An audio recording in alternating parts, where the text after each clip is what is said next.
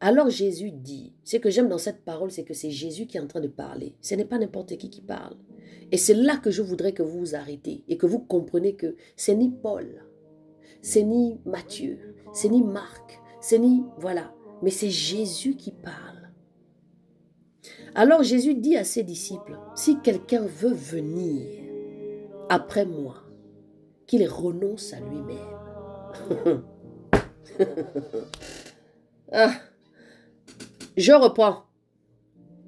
Alors Jésus dit à ses disciples, si quelqu'un veut venir après moi, qu'il renonce à lui-même. Ça veut dire quoi? Je vous pose la question. Parce que nous sommes au cœur de l'enseignement. Ça veut dire quoi? Je vous laisse me répondre. Qu'il renonce à lui-même.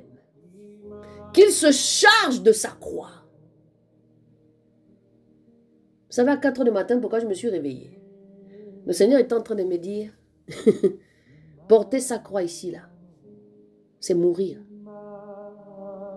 Parce que lui-même, il était en train d'aller mourir pour ressusciter le 3e jour. Donc, quand toi, tu donnes ta vie à Jésus, et une fois que tu te baptises, c'est l'acte que vous allez faire. On est d'abord dans naître de nouveau. Et puis après, tu meurs. Tu es enseveli en Christ dans l'eau pendant ta période de baptême et tu ressuscites avec Christ. Alléluia. Ça va ici sur YouTube? Allez-y, je vous écoute. Hein. Je vous écoute. Je ne suis pas seule. On est en train de parler. Parce que c'est là où commence l'enseignement avec le Seigneur, depuis lundi. Entre est-ce que vous l'aimez et la croix que vous devez porter. Oui, il a fait sa part. Ce matin, je suis en train de dire au Seigneur, mais quelle est la croix que nous devons porter encore? Il dit, c'est la mort. C'est la mort. C'est la mort à soi. C'est la mort.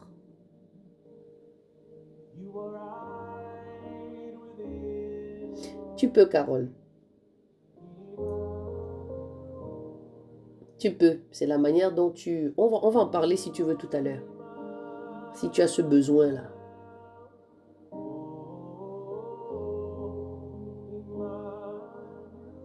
On ne se réjouit pas de la mort de personne. Il est amour. La preuve, il s'est fait homme pour te accomplir ce que Adam a perdu à tout début. Suzanne, ça c'est qui? Donald. Donald Desiel. On ne se réjouit pas de la mort, mais il faut comprendre. Est-ce que tu comprends ce que je suis en train de dire? Il faut arrêter de mettre l'amour de Dieu partout. Il faut comprendre l'enseignement. Personne ne se réjouit de la mort. Si ma mère décède au jour d'aujourd'hui, là, je vais pleurer. Si un membre de ma famille va partir, je vais pleurer. Donc, il faut comprendre le message. Il faut comprendre le message ici, pas avec des choses physiques. Hein? On ne lutte pas contre la chair et le sang. D'accord? Il faut comprendre ici dans l'esprit de ce qu'on veut te dire. Donc, il faut revenir ici sur les bases de quand on est en Christ, on est une nouvelle créature. D'accord? Quand Jésus parlait à Nicodème, il faut naître de nouveau. Ici, on est là dans le naître de nouveau, dans le message que je suis en train de donner. Donc, je veux bien croire qu'on ne se réjouit pas de la mort, personne. Il est amour, la preuve. Oui, d'accord, il n'y a pas de souci. On ne se réjouit pas de l'amour. Ah, mais tu dis quoi? Entre l'amour et la mort. Pardon, laisse-moi, hein. Je termine mon message. Parce que là, tu pars dans tous les sens. Des fois, il faut juste écouter, hein. Et puis après, on échange. Parce que moi, je donne la parole à tout le monde. Mais là, tu dis qu'on ne se réjouit pas de la mort. Après, tu dis personne n'est amour. Je ne sais pas.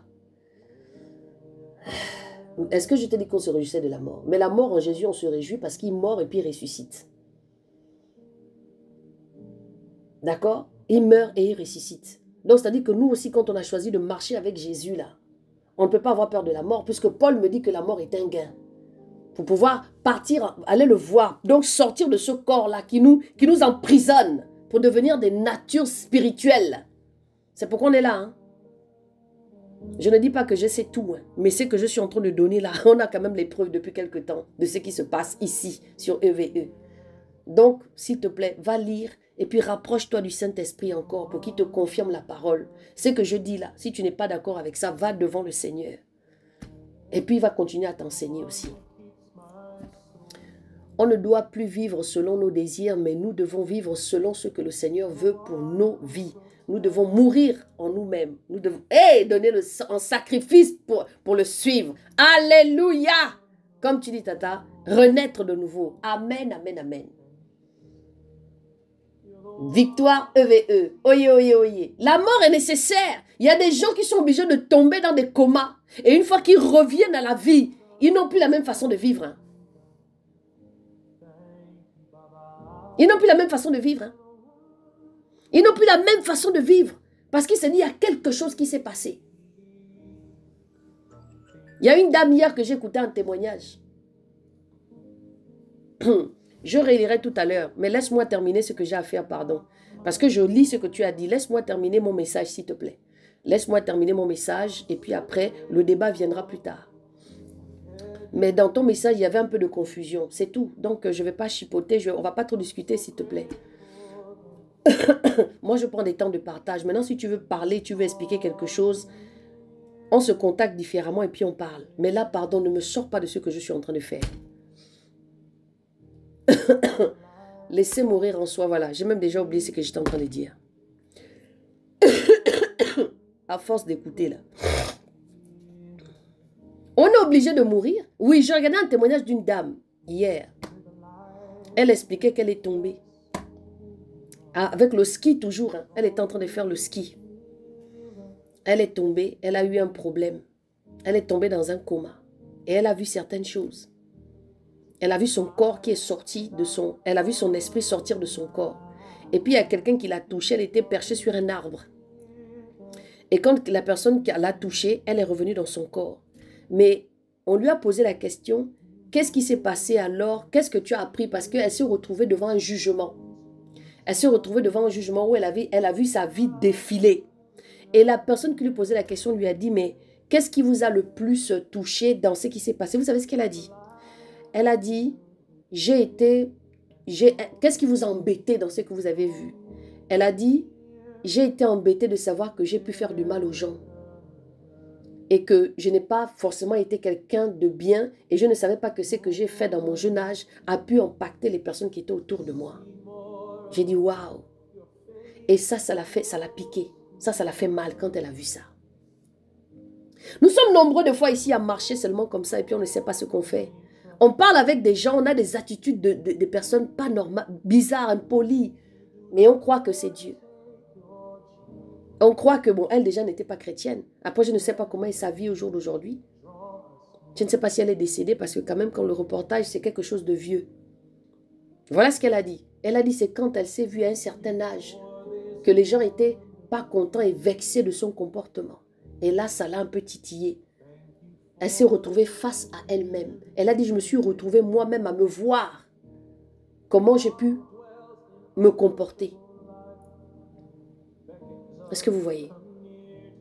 J'ai dit, ouais, elle là, Dieu lui a montré quelque chose. Donc c'est pourquoi nous devons être honnêtes avec les gens.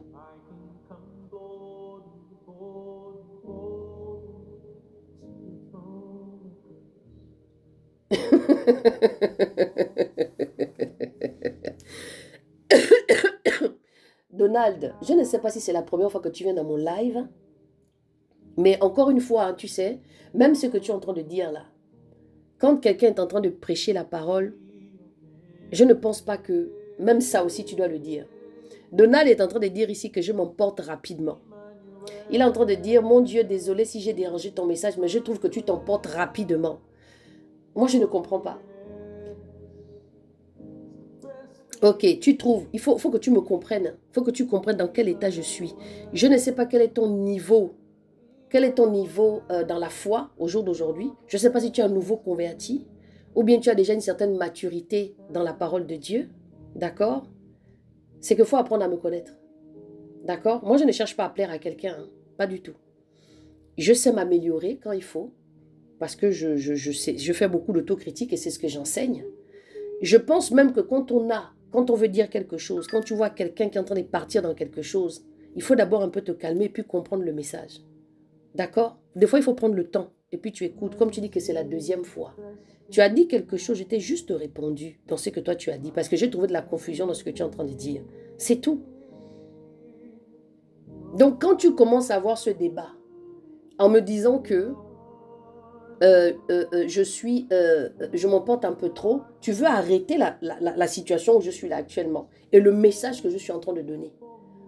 Donc, s'il te plaît, laisse-moi continuer. Si tu as quelque chose que tu penses qui n'est pas bon dans ton cœur, là, tu peux m'envoyer un message et me dire, ah, Tata, tu as été peut-être comme ça, comme ça, comme ça, et puis je vais comprendre. Mais là, tu es en train de me couper dans ce que je suis en train de partir, parce que tu n'es peut-être pas content ou tu es vexé de ce que je t'ai dit. Donc, s'il te plaît, laisse-moi continuer mon message. Si tu sens que tu as été vexé, hein, je suis désolée. Mais il faut m'écouter, il faut comprendre ce que je suis en train de dire. Moi, des fois, je pars en esprit, mais vous ne comprenez pas. Le discernement, là, c'est compliqué des fois pour certains. Donald, c'est le Saint-Esprit qui parle. Seigneur, prends la place qui t'est due dans ma vie, s'il te plaît. Alléluia. Que le Seigneur nous emmène là, il veut nous emmener. Donc, vous comprenez que c'est hyper important de comprendre ce que Dieu veut nous donner et ce qu'il veut nous emmener. Ce qu'il veut que nous prenons par rapport à notre temps à nous. Qu'est-ce que vous avez abandonné? Qu'est-ce que vous avez abandonné? Encore, je reprends le verset là. Alors Jésus dit à ses disciples, si quelqu'un veut venir après moi, qu'il renonce à lui-même et qu'il se charge de sa croix et qu'il me suive. Car quiconque voudra sauver sa vie, la perdra.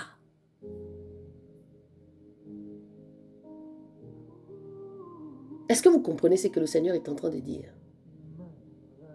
La mort ici, c'est important. Le renouvellement, le naître de nouveau. Comme je vous ai souvent dit, que quand quelqu'un est en Christ, il est une nouvelle créature. C'est-à-dire qu'il y a déjà une nature qui est déjà passée quelque part. Il y a déjà une mort qui s'est passée et tu as ressuscité pour devenir une nouvelle personne. Et c'est là que commence le témoignage de ce que tu es. C'est là que commence la nouvelle personne et la nouvelle nature. Donc, c'est-à-dire que tous les jours, nous mourrons. Et tous les jours, nous devons mourir face au Seigneur. Aux situations que nous devons vivre, des gens qui peuvent venir nous donner ci et ça.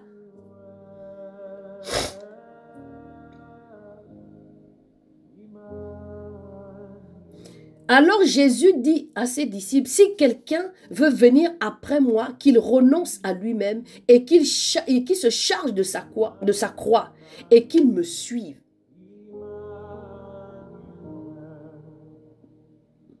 Donc encore ce matin-là, tu dois savoir exactement si tu dois déposer et si tu veux suivre Jésus.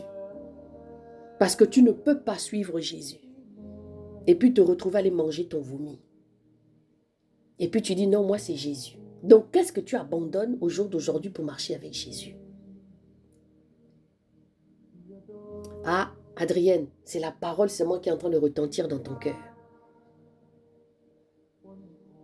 Quand j'écoute ce verset, je me demande si je suis vrai avec le Seigneur.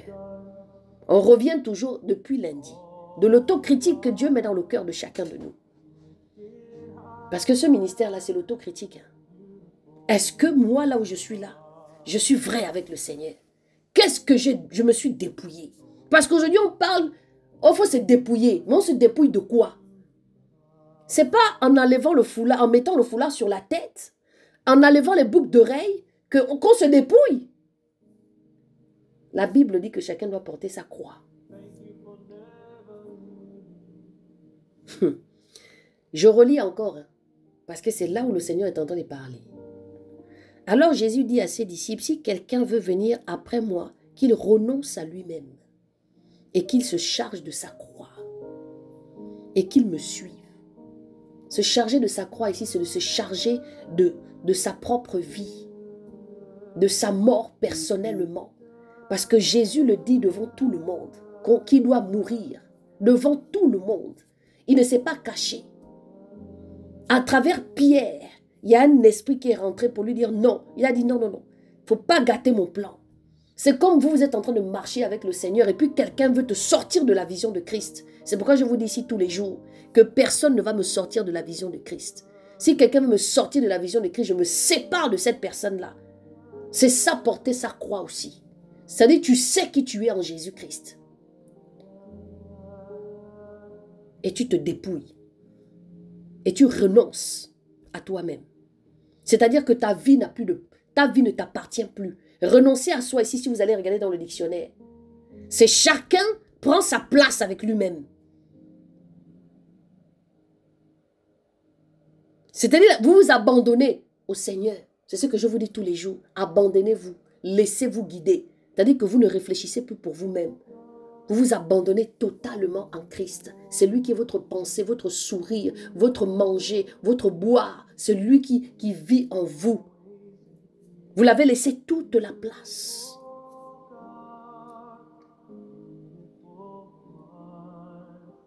Est-ce que c'est clair?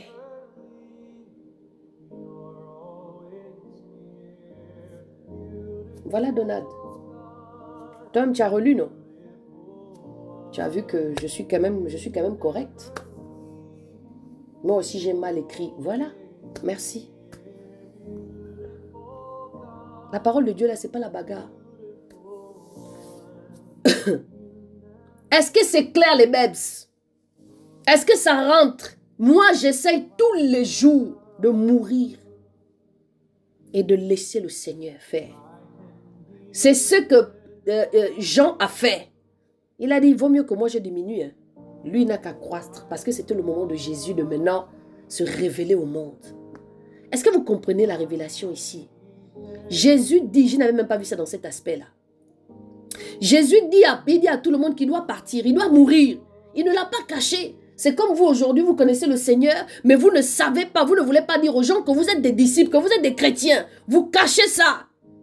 Mais la Bible dit que celui qui aura honte de moi, hein, moi aussi j'aurai honte de lui, chez mon Père. Est-ce que vous comprenez? Jésus ne s'est pas caché. Même par rapport à sa mort, il a été vrai.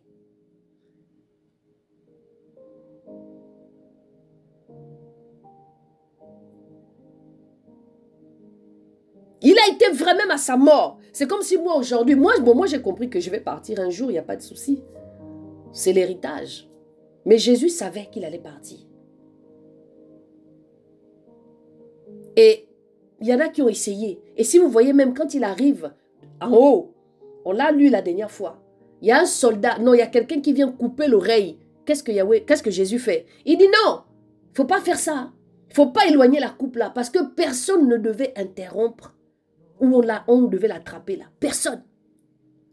C'est pourquoi quand il a touché l'oreille du soldat, l'oreille est revenue. Parce qu'il ne devait pas avoir de sang quand on a attrapé Jésus. Personne ne devait partir à l'instant où on allait le prendre là. Il y a eu 2 brigands, pas de souci. Mais là, quand on venait le prendre à l'instant, il fallait que les choses se fassent selon le plan qui était là. Parce que c'était le plan de Dieu. Donc c'est pourquoi il nous dit, si quelqu'un veut venir après moi, qu'il renonce à lui-même. Allez-y méditer sur le renoncer à lui-même. Allez-y méditer le renoncement à soi. Allez-y le méditer. Allez-y dans le dictionnaire. Prenez renoncement à soi. Et puis réfléchissez. Et posez-vous la question, si moi, ça peut être Nathalie, Janine, Nanou, si moi je marche avec, est-ce que j'ai assez renoncé à Dieu? Est-ce que ma vie là, c'est pour Jésus? Voici l'enseignement. On continue. Car quiconque voudra sauver sa vie, la perdra. Mais quiconque perdra sa vie pour l'amour de moi, pour son amour à lui, l'amour de Jésus, cet amour qui nous dit ici que aime ton Dieu de tout ton cœur, de toute ton âme, de toute ta pensée. On le relit encore dans le livre de Nombre. Donc c'est pour vous dire que la parole là, je vous dis déjà que depuis la Genèse jusqu'à l'Apocalypse, on ne parle que d'une seule personne. Et vous allez trouver les choses similaires dans les 66 livres là de la Bible. Alléluia.